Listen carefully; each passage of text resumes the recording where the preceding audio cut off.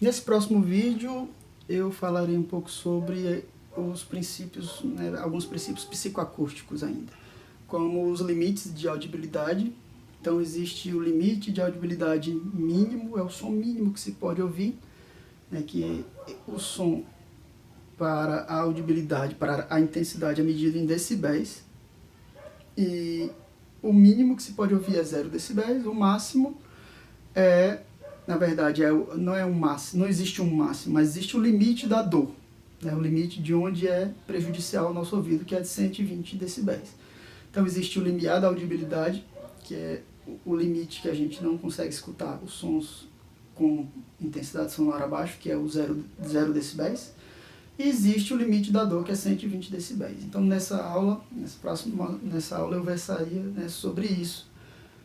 Vai envolver intensidade sonora, todas as fórmulas de se calcular a intensidade sonora, que é a força sobre a área vezes a distância sobre o tempo do som. Então a gente vai ter a energia sobre área vezes tempo, que na verdade é a potência sonora sobre a área. E é o que dá o nível de intensidade sonora, que é medido fisicamente em watt por metro quadrado, e a gente transforma logaritmicamente em decibéis, que é uma unidade logarítmica.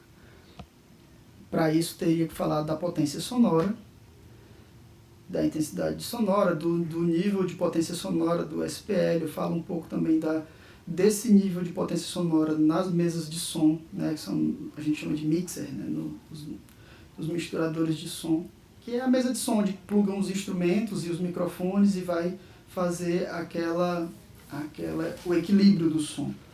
Existe lá uns indicadores, em algumas são no visor, nas digitais, outras são umas luzinhas, uns LEDs que acendem quando esse nível de potência sonora está exacerbado. Então a gente vai lá e diminui o ganho, ou quando está muito pouco, aumenta o ganho. Então existe esse, a gente chama de SPL, que é Sound Power Level, que é o indicador de potência sonora que entra num mixer, por exemplo. Aqui.